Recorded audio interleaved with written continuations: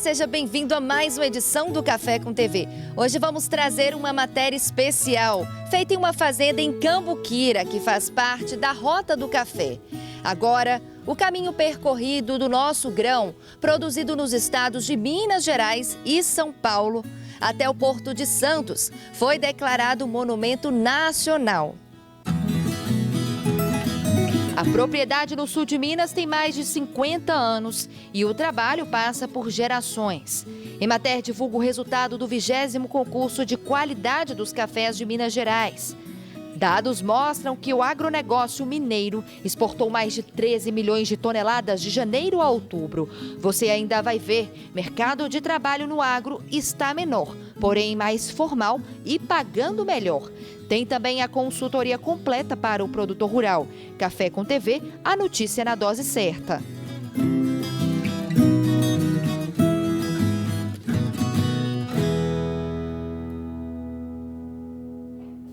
E nós abrimos esta edição com a matéria especial em uma fazenda em Cambuquira, no sul de Minas, que faz parte da Rota do Café. Agora, o caminho percorrido do nosso grão produzido nos estados de Minas Gerais e São Paulo até o Porto de Santos foi declarado monumento nacional. A propriedade que visitamos na região tem mais de 50 anos.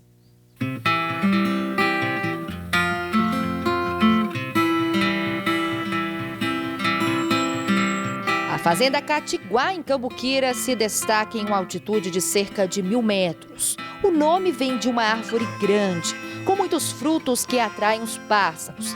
Além disso, a madeira era usada pelos antigos para a produção de enxada. A história aqui já ultrapassa os 50 anos e passa por gerações.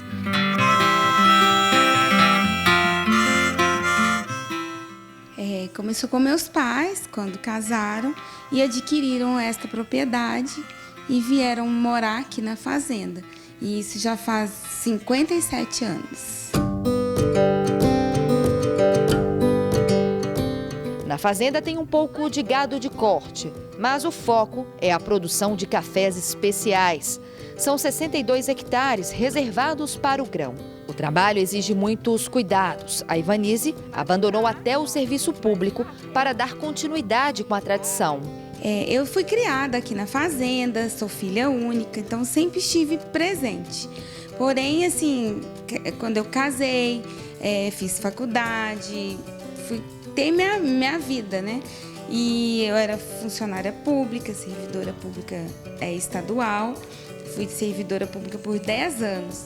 E depois meus pais foram ficando mais velhos e aí eu tive que optar, ou minha carreira, ou eu voltava para a fazenda, né, para dar continuidade no trabalho da família. E aí eu optei em 2013 por vir cuidar da fazenda. A produção gira em torno das 2.000 sacas de café colhidas por ano, mas o clima impactou e muito nos últimos anos. Realmente é geada, muita chuva fora de época. Agora, ao contrário, né, tá faltando chuva. Então, cada ano o clima, né, comporta de uma maneira e isso afeta, sim, a produção. Mesmo com as dificuldades encontradas pelo caminho, a produção é de muita qualidade. Esse cuidado especial os tratos culturais, né, nos cafés, a gente preocupa muito em fazer sempre na hora certa, né, não passar da época, isso é muito importante para a bebida do café. E hoje também a gente trabalha muito uma agricultura sustentável, práticas mais sustentáveis, agricultura regenerativa. E aí eu fui estudando cursos, né, de prova de café para entender o que era essa diferença, né, de um café especial para um café comum, para a gente ir direcionando a nossa safra, os nossos cafés. A fazenda foi incluída na Rota do Café do sul de Minas. Agora, o caminho percorrido pelo grão produzido nos estados de Minas Gerais e São Paulo até o Porto de Santos foi declarado monumento nacional. A lei já foi publicada no Diário Oficial da União. O trabalho é para valorizar a produção que passa por estradas federais e estaduais entre 50 municípios mineiros, sendo 6 no sul de Minas, passando pela capital de São Paulo por meio da rodovia Fernão Dias para comercialização. Explicando, levando o consumidor, qualificando toda essa região que tem essa produção do café para que os consumidores tenham uma experiência diferenciada. Eu mesmo participei em patrocínio de uma também que chama Do Pé à Xícara. Então você vai, o produtor te recebe, oferece ali já um café e aí você veste uma roupa já adequada, vai no pé, colher o café, aquele café colhido é trabalhado ali, passa todo o processo de produção e no final sai o café e aí você tem um café com seu nome. Então é o consumidor conhecendo, as pessoas conhecendo como que produz o café. Isso agrega, como eu já disse, agrega muito valor e você potencializa, você aumenta o faturamento, aumenta a receita do produtor e aí com certeza é o que nós queremos, ele aumentando sua receita, ganhando dinheiro com isso, mas reinvestindo no seu negócio, gerando mais emprego, fazendo um desenvolvimento econômico e trazendo um desenvolvimento social sustentável. Apesar de ter chegado pelo norte do país, ainda no século XVIII, o café encontrou no sudeste do país a região para prosperar e dominar o mercado como o maior produtor mundial. Eu acho muito interessante porque é uma maneira das pessoas entenderem, né, o que é a vida no campo, o que é o agronegócio. Não é fácil, né, o nosso dia a dia. E a gente está sempre estudando, sempre buscando novas tecnologias e aprendendo cada vez mais. E com isso a gente melhora a qualidade dos nossos produtos, né, no Brasil. E é uma maneira das pessoas, né, acompanharem isso de perto. Eu acho muito importante. Dados apontam que o Brasil exportou em 2022 mais de 39 milhões de sacas de 60 quilos de café. O consumo interno também é grande e posiciona o país como o segundo maior consumidor de café do mundo, atrás apenas dos Estados Unidos. Em busca desses compradores que exigem qualidade, a Fazenda montou uma cafeteria. De início, né, na época da pandemia, a gente decidiu construir aqui um laboratório para a gente provar os nossos cafés, que faz parte do nosso trabalho. E aí resolvemos também criar uma área para o público e para pessoas que vinham provar nossos cafés compradores, que aqui eles já poderiam ter uma experiência. Viam o nosso trabalho e já provavam, né, o café, a gente consegue fazer tudo isso. Mas com isso, além de compradores de café, muitas pessoas da própria cidade, turistas, começaram a se interessar, né, em conhecer o café, vivenciar essa experiência, o dia a dia da fazenda. E aí começou muitas pessoas pedirem para vir visitar, se a gente recebia. E aí começamos essa ideia, né, de uma cafeteria aqui na fazenda. Aqui em Cambuquira, 2 fazendas fazem parte da Rota do Café no sul de Minas. Nessa propriedade aqui, a visitação acontece de forma agendada, por conta da distância, e também tudo o que é servido aqui é produzido na propriedade. Temos o mel, a geleia de mexerica sem açúcar, bolo de banana, esse bolo que é feito de café, o famoso queijo e também o pão de queijo mineiro. Eu não sou boba, eu vou provar.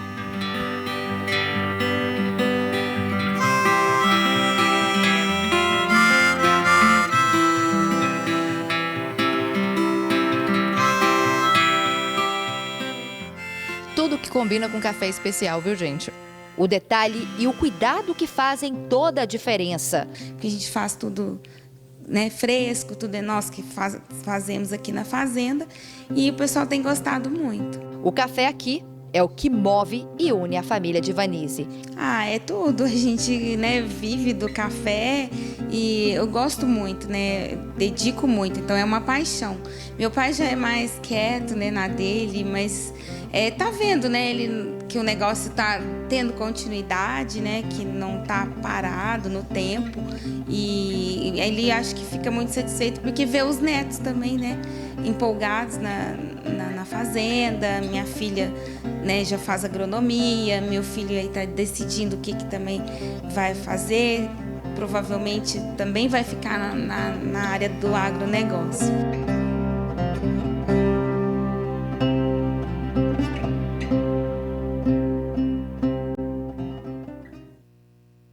E agora eu chamo a participação do Lúcio Caldeira, que traz as informações completas de mercado do nosso grão.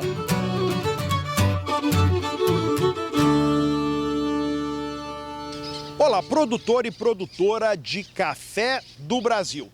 A média de preços até agora em novembro de um café tipo 6, bebida dura com 86 defeitos, é de R$ 880 a saca. Enquanto isso, a média no vencimento março para a Bolsa de Nova York está em 170 centavos de dólar por libra-peso. O que a gente observa é uma grande dificuldade dos preços do café chegarem a R$ 900 a saca.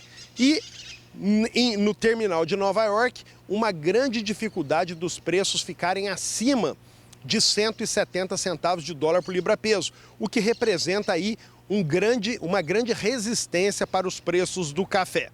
As exportações de café no período janeiro a outubro estão em 30,6 milhões de sacas. Isso representa 5,5% a menos do que o mesmo período do ano passado. E alguns fatos explicam ou justificam a dificuldade do café trabalhar acima de 170 centavos de dólar por libra-peso e acima de R$ 900 preço pago ao produtor. São eles. Primeiro, há uma diminuição de consumo e de importação nos Estados Unidos e na Europa, que estão trabalhando com consumo abaixo dos níveis de pré-pandemia.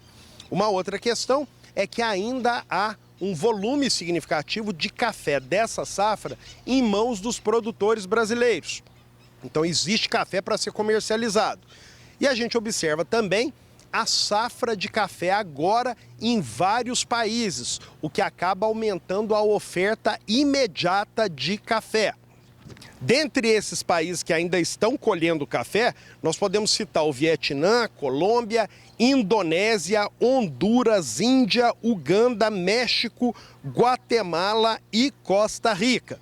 Então, esses cafés ofertando café ao mercado neste momento, e aí a gente já vê a proximidade da próxima safra brasileira, que a gente sabe que já vai ser prejudicada em função desses problemas de seca, de estiagem, mas tudo isso dificultando aí um aumento mais significativo de preços acima de R$ 900 a saca. Enfim, é isso. Mais uma vez, obrigado. Semana que vem tem mais.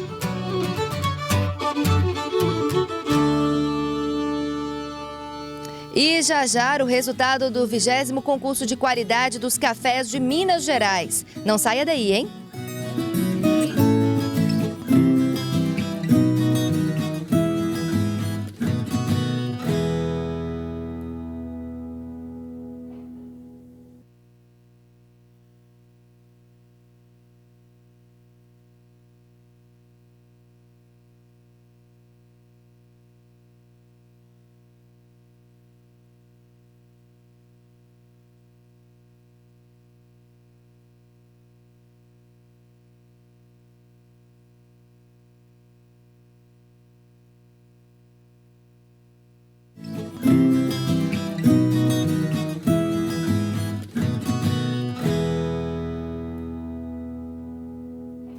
Já estamos de volta aqui no Café com TV. Ao longo desta semana, a Emater divulgou o resultado do 20º concurso de qualidade dos cafés de Minas Gerais. 6 produtores do sul de Minas estiveram na final.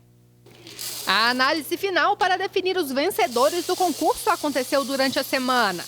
Todas as amostras passaram novamente pela avaliação dos juízes. Após a última análise, serão definidos o campeão estadual e os campeões regionais do sul de Minas, Matas de Minas e Cerrado Mineiro. O sul de Minas garantiu a classificação de 18 finalistas na disputa. Entre 50 amostras selecionadas, vamos escolher de cada região produtora as melhores. O sul de Minas se destaca nisso. Não só pela quantidade, produzindo mais de 50% do café arábica do nosso estado, mas pela qualidade.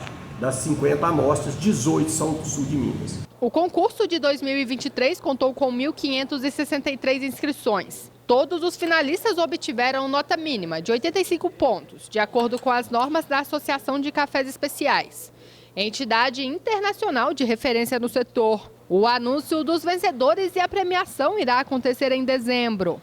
O nosso estado vai escolher no dia 11, às 1h30 da tarde, o melhor café produzido no estado e, consequentemente, no Brasil, já que Minas Gerais é referência mundial em qualidade de cafés. E veja só essa notícia ligada à nossa cafeicultura. E falando em novidade, Camila, nós estamos aqui no Centro do Comércio de Café de Minas Gerais para mostrar uma novidade que a Cocamig lançou. O evento aconteceu no Centro do Comércio do Café e toda a imprensa foi chamada para conhecer o sistema Intercop. O sistema Intercop é um sistema da própria Cocamig, que é uma central das cooperativas agropecuárias, que vai trabalhar o sistema de compras, de informações, de coleta de dados, de inteligência de mercado e de interação mesmo das próprias cooperativas que estão buscando novos negócios, fazendo compras e aquisições, prestação de serviços. Então, ela engloba toda a operação de aquisição de insumos, produtos e negociações das cooperativas com seus parceiros. O sistema inovador marca um ponto na trajetória da Cocamig, com um sistema inovador e um marco tecnológico que vai auxiliar na cafeicultura e no agro. A Cocamig são quase 40 anos de uma central importante que congrega 16 cooperativas, né? Basicamente no sul de Minas, mas também uma cooperativa das Matas de Minas e outra do Cerrado. Então, naturalmente, isso foi trabalhando para uma central de compra, uma central de serviços compartilhados e todo um trabalho institucional. E o Intercop é a personalidade jurídica que vem amparar toda essa operação que dá sustentabilidade ao próprio sistema Cocamig. Representantes de 16 cooperativas assinaram ao final do evento o contrato de lançamento do sistema e fizeram um brinde simbólico. Os cooperados, as 16 cooperadas do nosso sistema vão se beneficiar com toda a estrutura que a Cocamig já existe, na compra de insumos, negociando operações em conjunto e tudo isso dando condições melhores melhor para a base, para o cooperado final lá nas cooperativas, que são mais de 50 mil famílias. E dados mostram que o agronegócio mineiro exportou mais de 13 milhões de toneladas, de janeiro a outubro. Puxado pela celulose, o segmento dos produtos florestais mantém o ritmo aquecido das vendas externas. No acumulado do ano, o agro exportou 614 diferentes produtos para 174 países. Dados apontam que o volume exportado pelo agronegócio mineiro cresceu 10,6% no período de janeiro a outubro. Isso representa 13,2 milhões de toneladas. O destaque continua sendo o segmento dos produtos florestais, que mantém as vendas aquecidas desde o início do ano. As exportações de celulose, madeira, papel e borracha somaram 871 milhões de dólares e 1,13 milhão de toneladas, com um aumento de 15% na receita. Os produtos foram enviados para 70 países, com destaque para a China, Países Baixos e Japão, Estados Unidos e Itália. Os produtos florestais, que seguem com as vendas aquecidas devido à demanda crescente do mercado chinês, foram dessa vez o destaque do ano. No acumulado do ano, o valor das exportações alcançou 11,9 bilhões de dólares, com queda de 8,5% em relação ao mesmo período do ano passado, em função do desempenho do café, que é o principal produto de exportação do agro mineiro. As vendas atingiram 4,4 bilhões e o volume exportado alcançou 20 milhões de sacas, com quedas de 21% e 13,5%, respectivamente.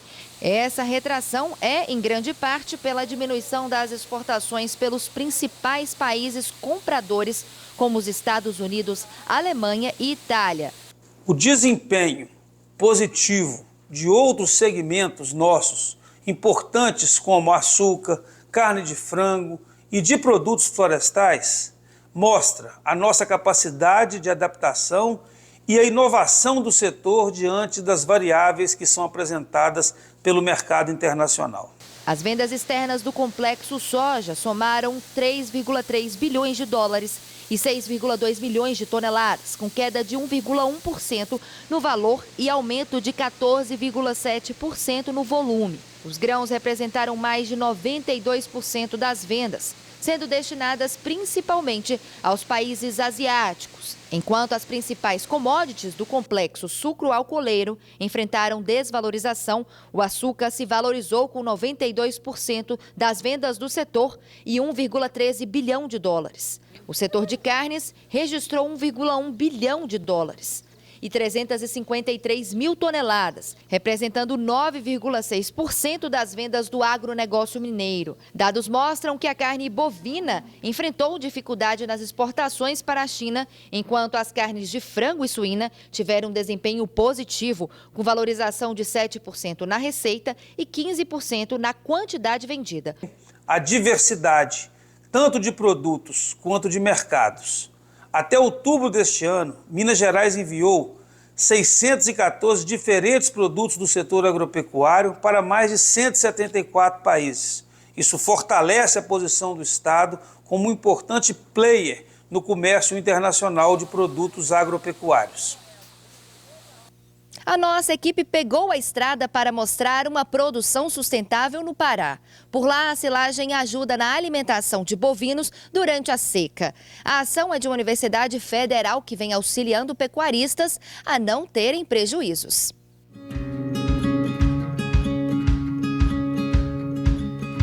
A Fazenda Bom Tempo está localizada em Peixe-Boi, no Nordeste paraense, e trabalha de forma sustentável com o cultivo de açaí, mandioca e bovinocultura de corte. Em uma recente parceria com a Universidade Federal Rural da Amazônia, já está colhendo benefícios significativos em sua produção. Aqui é uma fazenda que, a princípio, é uma fazenda de pecuária, né? E no decorrer do andamento do projeto, a gente vem tentando fazer algumas integrações aí também com a agricultura. E estamos também em áreas degradadas, fazendo a introdução da mandioca, que é o que a gente pesquisou e viu que tem viabilidade econômica, social, né, e ambiental. O uso da silagem faz a diferença na nutrição dos animais, mas vale ressaltar que alguns passos precisam ser observados antes do fornecimento adequado aos animais. Silagem nada mais é do que a gente pegar o alimento, né, um capim ou um subproduto, e a gente botar ele para fermentar. Aqui nós temos um silo que foi feito, né, seguindo todas as etapas de produção da silagem, que é o planejamento, a escolha da cultura, né, o cultivo dessa cultura, no caso o nosso foi o capim, e aí depois do cultivo a gente fez a colheita, trituração, compactação e vedação. Então isso já tem vários meses que está feito aqui, né? E agora a gente vai para a etapa final, que é o fornecimento, que é a etapa mais importante, que é o fornecimento aos animais. A etapa de fornecimento da silagem é o que garante o sucesso das etapas anteriores. Bom, está aqui na área de maternidade da fazenda, é uma área que fica as vacas aqui paridas, né? Todas as vacas estão paridas, já estão em processo de novo de ATF, os scores corporais delas estão perfeitos, né? A gente está aqui fornecendo a silagem, que foi a estratégia que nós tomamos. O processo de ensilagem, ele é um processo que garante nutrientes necessários para que o gado se mantenha a cada dia mais nutrido durante esse período. E nesse momento é um momento de grande, elas necessitam de muita comida. Elas estão com o bezerro no pé, né? E para elas darem um leite e criar o bezerro com qualidade que a gente espera, a gente tem que suplementar elas como se fosse no inverno, numa pastagem boa. Trabalhamos muito para conscientizar os produtores da importância de ter alimento estocado, seja silagem, feno, capineira, mas tem que ter alimento porque uma hora vai faltar comida no pasto. E aqui a gente conseguiu ter sucesso na produção de silagem, porque foram colhidas mais de 300 toneladas nessa área, né? E isso está alimentando os animais hoje. Eu vou para um rápido intervalo e depois eu te mostro que a folha do café traz vários benefícios e pode até auxiliar no tratamento da doença de Parkinson. Não saia daí, hein?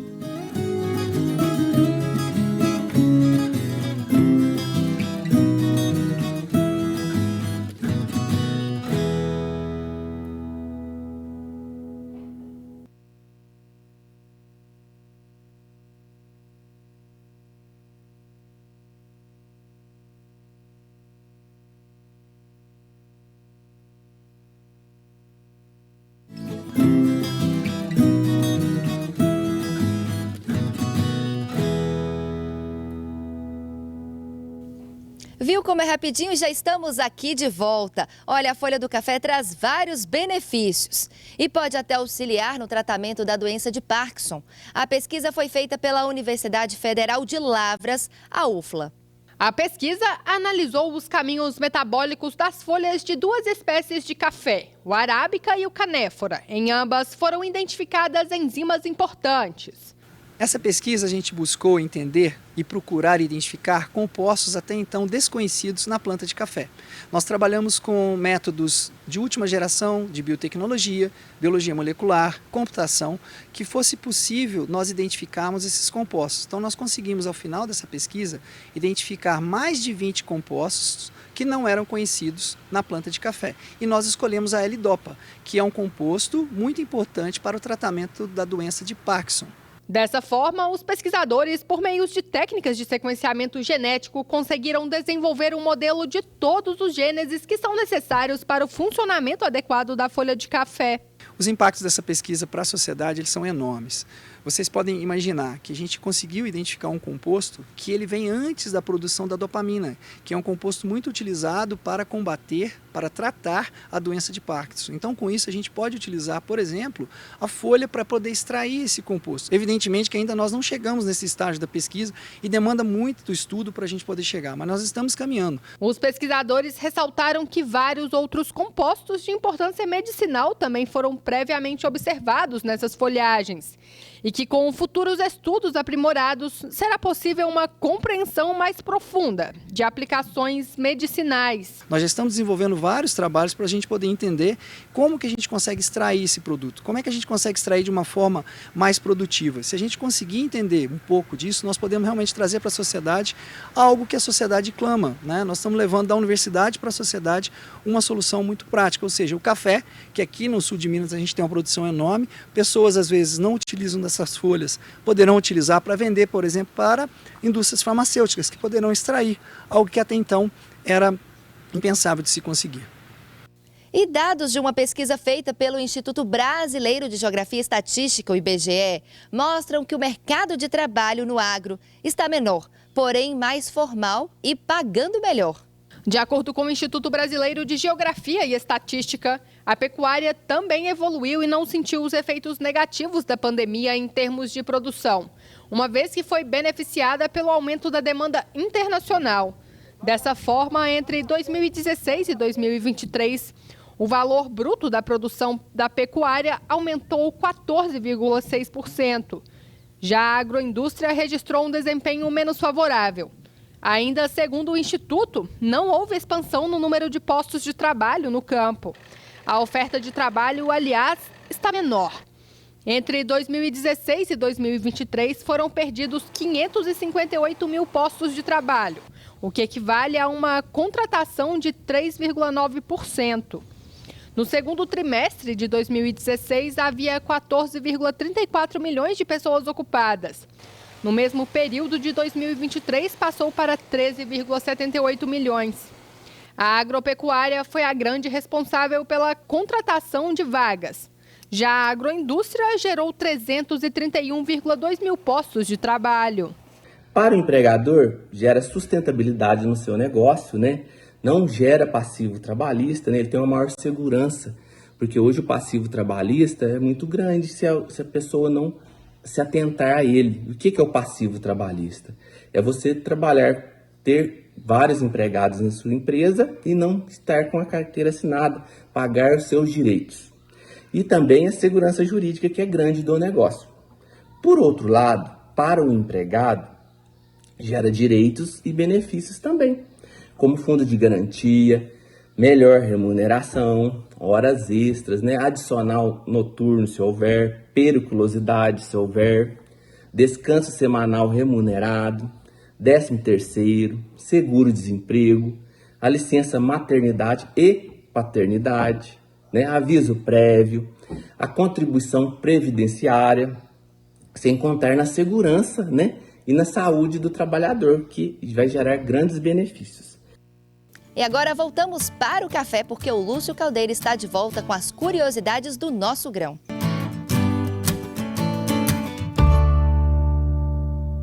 Café e Cultura de hoje fala sobre a Costa Rica, país que se destaca por café de qualidade e alta produtividade. A Costa Rica foi o primeiro país da América Central a cultivar café em larga escala, destinado ao comércio. O país é famoso por ter uma das cafeiculturas mais bem organizadas do mundo. Com cerca de 90% da produção em áreas menores que 5 hectares, verificou-se uma verdadeira revolução tecnológica na cafeicultura costarriquenha, com eliminação de árvores de sombra, introdução de variedades mais produtivas e uso de defensivos. O resultado é que a Costa Rica é hoje o país com maior produtividade, dentre todos os países produtores de cafés suaves. A alta umidade e o ar frio provocam uma maturação mais lenta dos grãos e isso contribui para a sua qualidade. Duas curiosidades sobre a Costa Rica. A primeira é que lá só se cultiva os cafés da espécie arábica, de melhor qualidade. O cultivo da espécie robusta ou conilon é proibido por lei.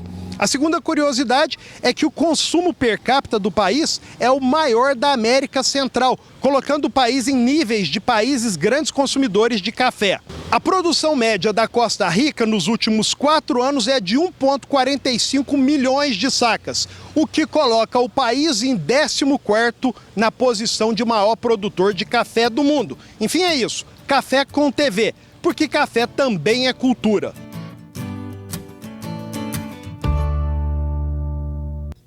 E depois do intervalo eu volto com mais notícias do agronegócio e também com a consultoria completa para o produtor rural. Te espero!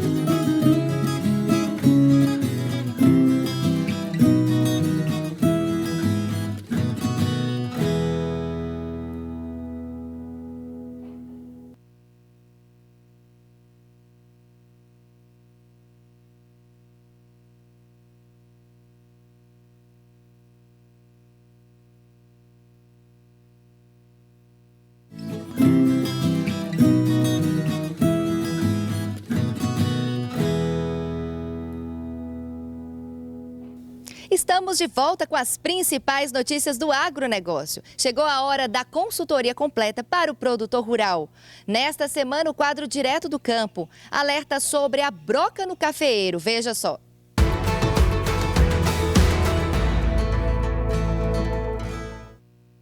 Foi um ano difícil para o produtor rural. Vários desafios, entre eles o clima, por conta justamente desse calorão danado que está fazendo. E com isso, a broca do café, ela realmente fica difícil de ser combatida. Esse é o nosso assunto de hoje aqui no quadro Direto do Campo, no Café com TV, da TV Alterosa. Eu já vou pegar aqui de jeito o PC da Geagro, que vai explicar sobre essa praga. Ela é difícil de ser combatida justamente por conta do clima. PC, explica pra gente isso aí. Não, é uma praga que é específica do café, só ataca o cafeeiro também, né?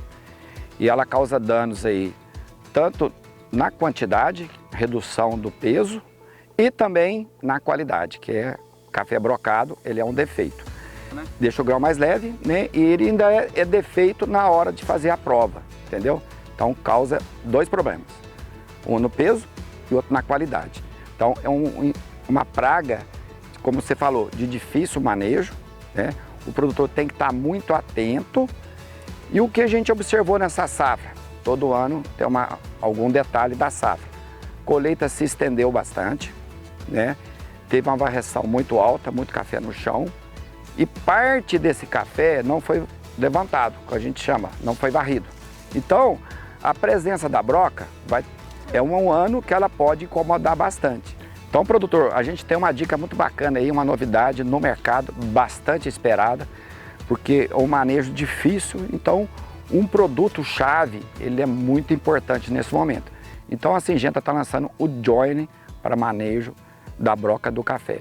Vou chamar novamente o Felipe, que é o DTM aí da Syngenta, para comentar sobre essa grande novidade aí, que vai revolucionar o manejo de broca no café. Guto, o Joiner é o novo inseticida da Syngenta, que ele traz registro para o controle de broca do café, bicho mineiro e ácaros, tanto o ácaro da leprose principalmente, mas também um controle muito bom em ácaro vermelho. E ele traz uma grande inovação porque a gente não tem nada parecido com o Joiner hoje no mercado. Primeiro ponto, porque ele realmente é uma grande inovação, que ele traz um grupo químico novo, com um modo de ação novo e uma molécula nova, que se chama plinazolin.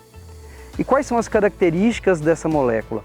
A primeira grande característica, né, eu falei para vocês que ele controla bicho mineiro, broca e acro, é esse que a gente fala, o espectro de controle. E ele é muito bom, ele tem uma performance muito acima da média nessas 3 pragas. Outro ponto muito importante, onde ele se diferencia muito, que é o longo período de controle. Quando a gente fez os primeiros ensaios a campo, a gente realmente se impressionou, porque geralmente o inseticida, quando controla broca, ele tem um período de residual muito curto. E ele conseguiu entregar um período bem maior, comparado aos demais, além do que, quando a gente pensa num produto que ele tem um período de residual muito grande, geralmente ele não tem um efeito de choque, tá? O Joiner, ele consegue não ser um efeito de choque, mas uma rápida parada alimentar. Então, um pouco do que o inseto, que essa broca se alimenta, ao ingerir a casquinha do fruto, ela ingere o ativo, ela já se contamina e já para de causar o dano. E isso a gente consegue lá na frente, quando o produtor for colher esse café, ele vai conseguir colher um café bem menos brocado. Aí eu vou lembrar de outros pontos também que são muito importantes, porque a gente fala aqui muito de controle químico, que é uma ferramenta fundamental para o manejo da broca, mas a gente nunca pode esquecer de monitoramento, que é importante a gente trabalhar com índices baixos para a gente poder startar essas aplicações, tá? E trabalhar com a tecnologia de aplicação efetiva, porque broca, a gente sempre vai ter folha na frente de fruto, né? Então a gente tem uma barreira física para poder atingir esse fruto. Então a boa tecnologia de aplicação é muito importante para a gente ter uma alta eficiência desse produto. E quanto deve ser feita a aplicação? Então, Guto, essa aplicação ela deve ser feita sempre de maneira muito preventiva, tá? Para o controle da broca do café, a gente sempre tem que trabalhar a ferramenta, como eu disse, do monitoramento, que é o mais precoce possível. Identificou 1% de frutos perfurados, a gente já inicia a aplicação. E geralmente, esse índice a gente consegue a partir do mês de dezembro, que é o mês e o período mais preventivo possível. Então, qual que é vamos falar assim, uma receita, qual que é a recomendação que a gente faz para o produtor?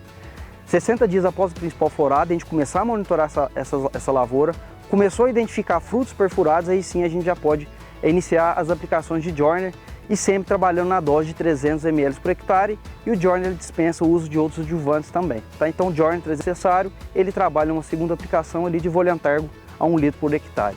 Novidade então para combater a broca. Muito obrigado ao PC, muito obrigado ao Felipe e muito obrigado a você também que nos acompanhou aqui no quadro Direto do Campo, no Café com TV. Até semana que vem.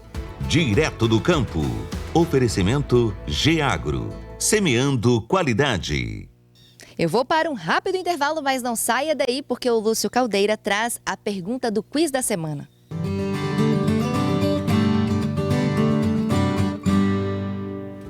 Olá, quiz do café de hoje fala sobre cafés exóticos. São considerados cafés exóticos a lista abaixo, exceto letra A, café Kopi Luwak, letra B, café do elefante, letra C, café do jacu e letra D, café Fairtrade. Nós vamos para o intervalo e voltamos já já com a resposta do quiz do café.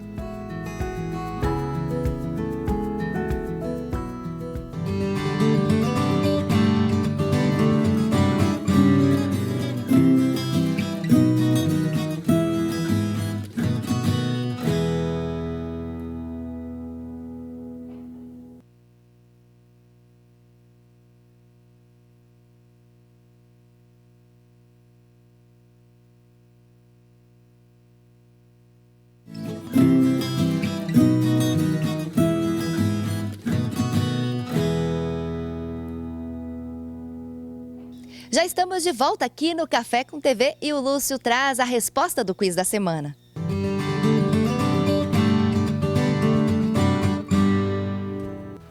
Voltamos para responder a pergunta do quiz. São considerados cafés exóticos todos da lista abaixo, exceto letra A, café Kopi Luwak, letra B, café do elefante, C, café do jacu e D, café Fairtrade. E a resposta é letra D, café Fairtrade. O café Fairtrade é considerado café de comércio justo e, portanto, não é um café exótico. Enfim, é isso. Semana que vem a gente volta com mais um quiz do café. Um abraço.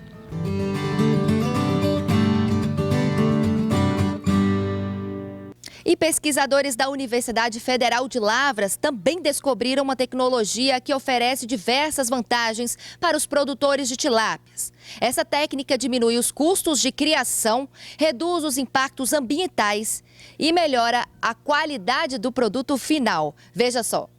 Elaborada em laboratório, a tecnologia tem o potencial de transformar a indústria da aquicultura no Brasil e no mundo. Por meio dessa tecnologia, a substância química responsável pela masculinização de peixes, a metiltestosterona, é encapsulada dentro de uma molécula de ciclodextrina. O produto dessa junção, chamado cientificamente de complexo de inclusão, ao se dissolver mais lentamente em água, diminui a demanda hormonal, conforme evidenciaram os testes in vitro, possibilitando a redução de custos, menor degradação ambiental e um produto mais saudável. Há então a necessidade de menos administração desse hormônio na ração desses peixes. Então você vai administrar uma quantidade menor de hormônio e com isso vai gerar assim menos impacto ambiental, já que a carne desses peixes vai ter uma quantidade menor de hormônio, né? Então a qualidade dessa carne vai aumentar e vai gerar também uma quantidade menor de resíduos nas águas residuais onde a gente está administrando esse hormônio, né? Incorporado dentro das ciclodestrinas. Esse novo método, patenteado no Instituto Nacional da Propriedade Industrial, vai começar a ser oferecido a empresas e a indústrias do setor da aquicultura. Mas qual é o propósito de reverter o sexo da tilápia? Os peixes machos são mais resistentes a doenças, menos agressivos, apresentam uma maior uniformidade de tamanho na coleta final e crescem mais rápido. Existem várias maneiras de realizar a reversão sexual dessa espécie. A técnica mais utilizada é a com hormônio. Nela, adiciona-se o hormônio masculinizante na ração dos peixes quando eles ainda são muito jovens. Com o tempo, crescem machos. A tecnologia desenvolvida pelos pesquisadores da UFLA melhora esse método, diminuindo a demanda total do hormônio responsável pela reversão. Os peixes produzidos com essa técnica são mais saudáveis para consumo humano, o que é um grande atrativo para clientes preocupados com a qualidade dos alimentos. A redução dos impactos ambientais também é um ponto positivo, ao diminuir a quantidade de resíduos químicos despejados nos tanques de produção. O preço mais baixo também é uma vantagem. Então, dessa forma, o custo também para o tratamento dessas águas para o criador vai ser um custo menor. Então, você consegue melhorar, né? Então, para o criador, é vantajoso para o criador você utilizar essa tecnologia. E mais uma edição do Café com TV chega ao fim, mas eu te convido a conferir tudo novamente no site da TV Alterosa e também nas nossas redes sociais, TV Alterosa Sul de Minas. Eu volto na semana que vem com um programa repleto de notícias do agro. Te espero, hein? Tchau, tchau.